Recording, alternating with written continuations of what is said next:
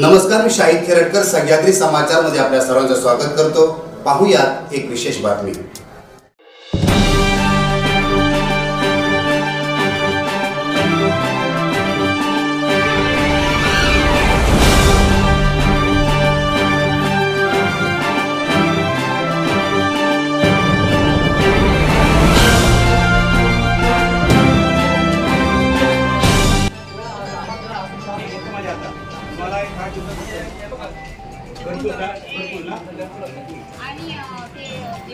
त्याच्यासाठी सुद्धा तुमच्या माहितीसाठी सांगतो, ऐका तरी मॅडम, योजना तरी ऐका। त्याला सुद्धा मी तुम्हाला 4 वर्षाचं हे ठेवलंय का, त्या वर्षात दिव्यांगांना प्रस्ताव करताना अडचणी आल्या असतील, बरोबर ना? म्हणून आपण काय केलं, 19-20 पासून 22-23-24 आज अखेरपर्यंत ज्यांनी लग्न केले त्यांना आपण देऊ 50,000।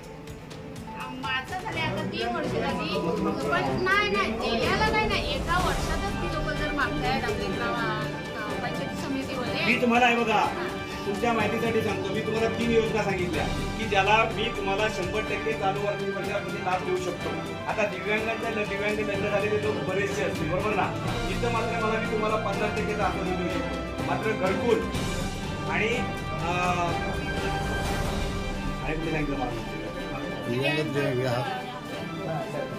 लग्न या दोघांना तुम्हाला मी 100% पैसे देईन, काय अडचण नाही आपल्याला। फक्त तुम्ही ज्या गाड्या म्हणताय ते तेवढे मला जर जिल्हा राहत आहे असंही आता तुम्ही जसं आलेत ना, तर त्यांना सुद्धा तुम्ही विचारला पाहिजे की डीपीसी मधून सुद्धा दिव्यांगांसाठी अजून जेवढे पैसे आहेत तर आपल्याला आणखी पैसे उपलब्ध होतील, बरोबर ना? पेपरला 100 वेळा बरं, हे व्हॉट्सॲप असेल किंवा TV चॅनल्सला वगैरे तुम्ही पंचायत समितीत फक्त अर्ज करायचा। पंचायत समितीत मला सांग, कुठली पंचायत समिती? बरं, चिपळूणचं मी बघतो काय काय बोलतात नाही, 1 वर्षाचं वय लग्नानंतर 1 वर्षानंतर मला प्रस्ताव करता येत नाही। ठीक आहे, चिपळूणचं मी बघतो, विषय लक्षात आला ते बघतो।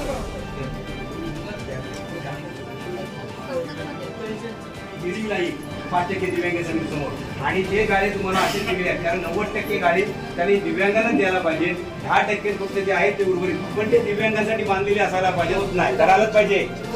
ऐका, तुम्हाला म्हणून सांगतो, तुम्ही कधीतरी ती तक्रार द्या ना तुम्ही, कारण आमच्याकडे तुमच्या आता बघितले तर आमच्याकडे ऐका तरी तो खर्च केलेला आहे, बरोबर ना? म्हणून तुम्हाला सांगितलं मी आजच्या ह्याच्यामध्ये तुम्ही त्यांच्याकडनं मागून घेतो की तुम्ही दिव्यांगांचा खर्च 5% चिपळूण पंचायत समितीने कशावर केला ते तुम्हाला मी आता सुद्धा माझ्याकडे आहे, फक्त केले का आकडे आहेत, पण योजना तुम्हाला ज्या डिटेल पाहिजे त्या मी तुम्हाला तुमच्या अध्यक्षांकडे देतो।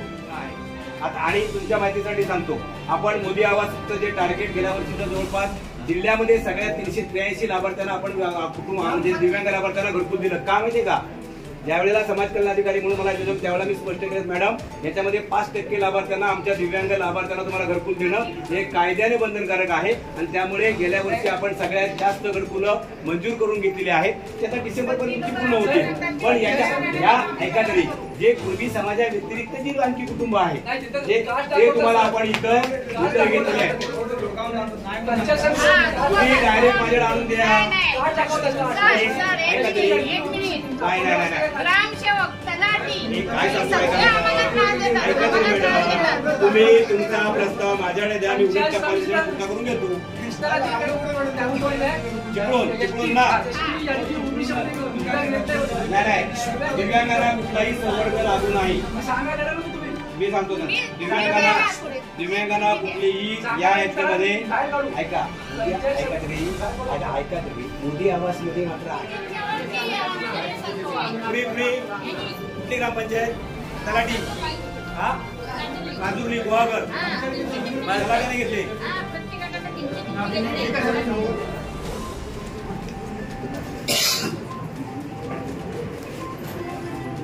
कुठल्या ग्रामसेवकांनी दिलेत परत? म्हणजे मला स्पेसिफिक काही विषय सांगितलं तर मला हे सगळ्यांचे झाले, सगळे तसं नाहीये। हे बघा, मोघम प्लीज कुणी सांगणार, पंचायत समिती प्रोव्हिजन करते, जिल्हा परिषद प्रोव्हिजन करते, ग्रामपंचायत त्यांच्या कॉम्पोनंट प्रमाणे प्रोव्हिजन करा। तुम्ही जर असं म्हणालात की सगळेच ग्रामसेवक परत तुम्ही आपण पाठवले साहेब, जिल्हा परिषद आपल्या काही योजना आहेत ना, ज्या गेल्या वर्षीपर्यंतचे अर्ज होते आता जुने 18-19 पासून आपल्याकडे प्रलंबित अर्ज आहे. त्याच्यामुळे आपल्याला या पावत्या ज्या आहेत ना त्या आर्थिक वर्षातल्या लागतात पावत्याच्या, म्हणजे ज्यांचं काय घरगंटी असेल कोटेशन कोणाची काय खरेदी करायचं आहे ते, त्याच्यामुळे ते दरवर्षी परत फ्रेश येणंच गरजेचं आहे. आपण त्यांचा क्लेम साहेब घालवत नाही आहोत. तो जो त्यांचा सेवा ज्येष्ठतेचा क्लेम आहे तो जशाचा तसा ठेवतो. म्हणजे आपण समजा आता 2 वर्षापूर्वी केलेला फोटो आहे तो तसा ठेवणार. आलं लक्षात. आम्हाला विरोध कुठल्याही तुमच्या याच्याबद्दलचा नाहीये. जी लिस्ट होती ना आजही म्हणजे गेल्या वर्षी 74 गाड्या दिल्या त्याच्यात लिस्टमध्ये ज्या 74 गाड्यांची जी लिस्ट होती त्या 74ची लिस्ट पकडली गेली नाही. म्हणजे पुढचे जे नंतर आलेले विषय होते ना हे आणि हे हसू नका या गोष्टी खूप त्रासदायक होत आहेत. दुसरी गोष्ट ते थांब रे होय त्यांना बोलू रिजेक्टेड हा शब्द तुम्ही त्यांना पाठवताय म्हणजे ते बोलला जातं. तुम्ही इथं राहता आपण असतो गावात ते जो अधिकारी वर्ग असतो तो जे उत्तर देतो तेव्हा त्याची परिस्थिती काय होत असेल त्याची जरा कल्पना करा. तुम्ही परत पाठवताय तुमच्या पद्धतीने तुम्ही इझी बोलताय पण त्याला परत पाठवण्याची पद्धत तुम्ही जर बघितली तर हा माणूस कुठे पडेल हे लक्षात घेतलं पाहिजे. आम्हाला त्याच्याबद्दल विरोध नाही. तुमच्या योजना किती असतील हे सगळं जे चित्र आता दाखवलं गेलं ना हे सगळं कागदावरचं चित्र आहे. वस्तुस्थिती काय अपंगांच्या हाल अपेष्टांची ही हाल अपेष्टांची वस्तुस्थिती तुम्हाला त्याची जळ आहे का त्याची जाणीव आहे का? तिकडचा तलाठी काय उर्मट वागतो ते तुम्हाला माहित आहे का? ग्रामसेवक कसा वागतो ते माहित आहे का? फक्त बोललं जातं आणि आम्हाला तुमचं ते पॉलिश पण नको. आम्हाला हवंय वस्तुस्थिती. लक्षात घ्या तुम्ही बोलताना सगळं त्याच्या पद्धतीने बोलतात ऑफिशियल लेवलला बोलतात. हा अपंग ऑफिशियल लेवलच्या भाषा ऐकण्याच्या परिस्थितीत आहे का?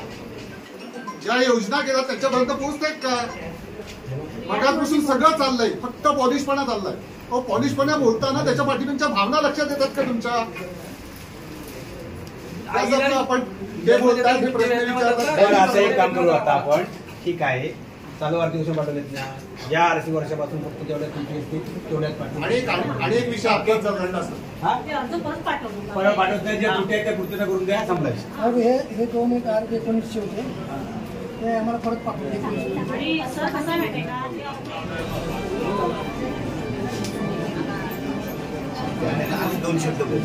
इथे जमलेलं आहोत ते जे समस्याग्रस्त आहेत ते सगळे दिव्यांग आज हजर झालेले ज्यांचे प्रस्ताव परत आलेले त्यांचे आलेले. तुमचं जाधव साहेबांनी शंकेचं निरसन झालंय का त्यांच्या सांगण्याने तर तसं सांगा.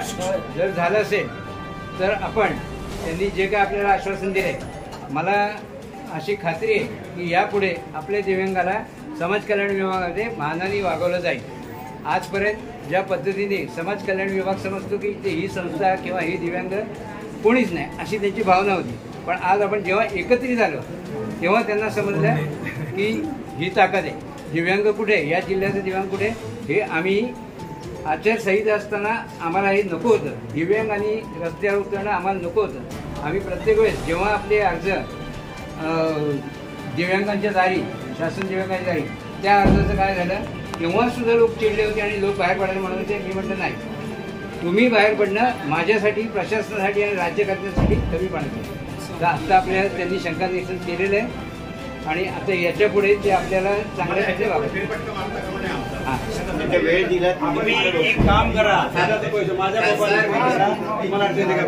कुठे साहेब आज आपण या ठिकाणी जिल्हा परिषद समाज कल्याण खात्याकडे आपलं सगळा एल्गार घेऊन आला होता. सगळ्या दिव्यांग बांधवांना या ठिकाणी घेऊन आला होता. कोणती मागणी होती आणि इथं आल्यानंतर तुम्हाला काय समाधान मिळालं?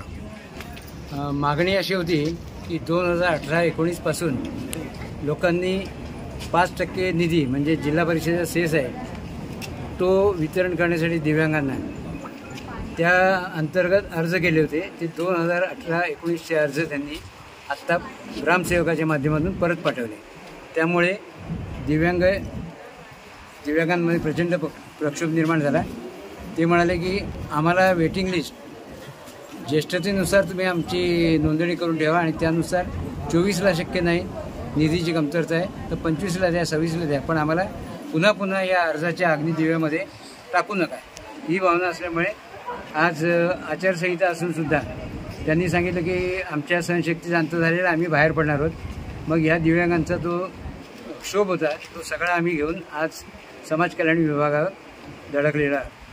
काय चर्चा आहे आणि ते तुम्हाला लक्षात आलं की कशा पद्धतीनं अधिकारी प्रतिसाद देतात की जाणीवपूर्वक तुम्हाला त्रास दिला जातोय? नाही, ते त्यांची बाजू मांडतात. ते प्रशासकीय अधिकारी आहेत, त्याच्यामध्ये ते तरबेज असतात.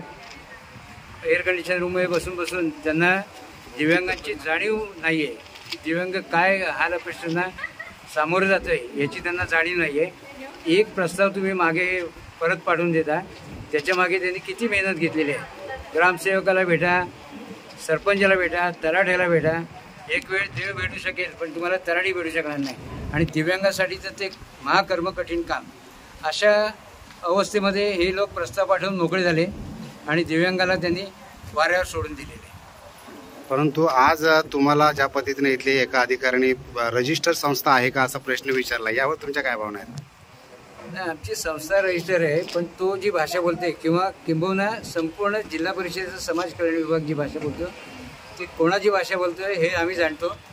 ती संस्था जी आहे ज्यांची भाषा आणि ज्यांची तळी हे उचलतात कायम ते कोण आहेत आम्हाला माहिती आहे.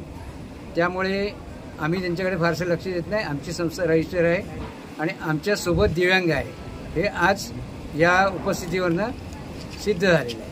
आज आपल्याला ज्या पद्धतीने उत्तरं मिळालेली आहेत याच्यातून तुम्हाला समाधान आहे का? जर समाधान नसेल तर भविष्यात आपली काय भूमिका असेल?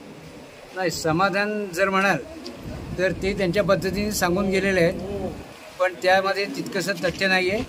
आता पुढचा ज्यांनी आश्वासन दिली आहेत त्यांच्यामध्ये बदल निश्चित घडेल. त्यांना जेव्हा लक्षात येईल की इथे दिव्यांग आहे हे जेव्हा त्यांच्या लक्षात येईल तेव्हा ते आमच्याशी कसे वागतात ते आमच्या निदर्शनास येईल. आणि त्याही नंतर त्यांनी जर आम्हाला वाईट वागणूक दिली तर हे आज प्रातिनिधिक स्वरूपाचं आंदोलन आहे. जेव्हा खरोखर आंदोलन होईल तेव्हा आम्ही दाखवून देऊ. 17,000 दिव्यांग या जिल्ह्यामध्ये नोंदीत आहेत. किमान 10,000 दिव्यांग तरी आम्ही इथे घेऊन येऊ. काय एक दिव्यांग म्हणून तुमची काय भावना आहे? आज कशा पद्धतीने चर्चा झाली, किती समाधान मिळालं? दिव्यांग म्हणून समाजातील सगळ्यात दुर्बल घटक म्हणजे दिव्यांग बांधव माझा आहे. आणि त्या दिव्यांग बांधवाकडे बघताना प्राधान्याने मला तरी असं वाटतं वशिलीबाजीला न करता प्राधान्याने जसा दिव्यांगांचा अर्ज आलेला असेल त्या प्राधान्याने त्या दिव्यांगाला लाभ देण्यात यावा अशी माझी मनोमन इच्छा आहे आणि ही ठाम भूमिका आहे. परंतु आज एवढ्या मोठ्या संख्येनं दिव्यांग बांधवांना इथपर्यंत यावं लागली, ही वेळ का आली? ही वेळ आली याचा अर्थ प्रशासन दिव्यांगांच्या बाबतीत निष्क्रिय आहे, हलगर्जीपणा राबवतोय हे या उपस्थितीवरून दिसून आले.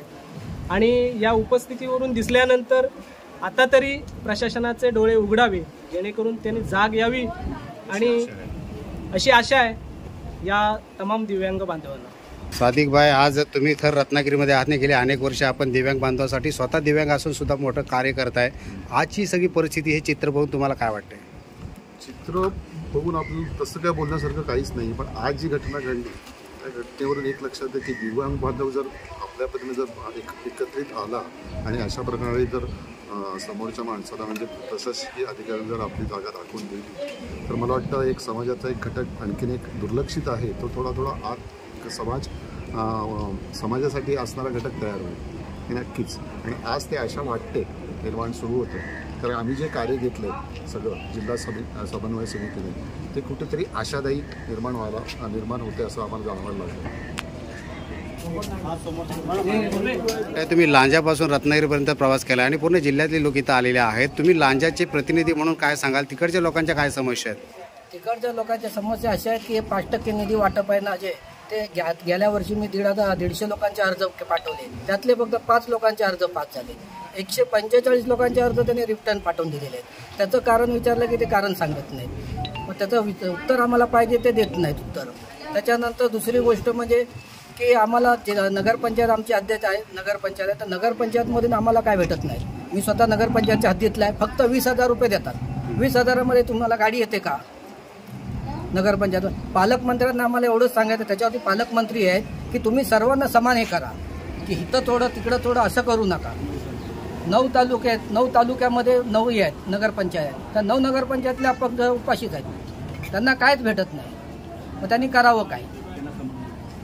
त्याच्यासाठी आमचं मत आहे की तुम्ही सर्वांना सोबत घ्या, सर्वांचं एक हे करा आणि त्यांना कामाला लावा. 20,000 रुपयामध्ये तुटक्या याच्यामध्ये गाडी येते कामाला, किंवा घरघंटी घातला तर घरघंटी येईल. झेरॉक्स मशीन येते का 20,000मध्ये? झेरॉक्स मशीन घ्यायला गेला स्वरोजगारासाठी त्याची 60-70,000 रुपये किंमत आहे. मग तुम्ही फक्त 20,000 रुपये देत आहे, त्याच्यावरती काहीच देत नाही. मग समान वाटप आम्हाला झालं पाहिजे. त्याच्यासाठी तुम्ही या ठिकाणी जिल्हा परिषदच्या समाज कल्याण खात्याकडे आलेला आहात. फार मोठ्या संख्येने दिव्यांग बांधव इथं आलेले आहेत. काय तुमच्या भावना आहेत? आमच्या भावना असं आहे की दिव्यांगांच्या समस्या म्हणजे तुम्हाला माहिती आहे की दिव्यांग कसा अवस्था येतो. दिव्यांगाला येताना अनेक प्रकारच्या अडचणी निर्माण होतात. कोणी दोन्ही पायाने अपंग असतो, कोणी दोन्ही हाताने अपंग असतो. प्रत्येकाला त्या कॅटेगरीतून जाताना किती वेदना होतात. जसे आईला आपल्या मुलाला जन्म देताना वेदना होतात, त्याच्या पलीकडची वेदना दिव्यांगाला होतात. त्या दिव्यांगाच्या वेदना कोण जाणार? कारण ह्यानी आम्ही एखादा फॉर्मॅट तयार करताना आम्हाला असंख्य वेदना होतात. त्या असंख्य वेदना होत असताना देखील आमचा फॉर्मॅट परत केला जातो. म्हणजे शासन किती आमच्या अपमानाचा पायदळी प्रयत्न करतात. त्यामुळं शासनाने यापुढे तरी असं करू नये, कारण दिव्यांग व्यक्ती असला पाहिजे तरच कळतात. म्हणून शासनाने यापुढे आपला निर्णय घेताना योग्य ते दिव्यांग समजून घेतला पाहिजे आणि योग्य त्या प्रकारे त्याचं निरसन केलं पाहिजे. एवढी माझी मागणी.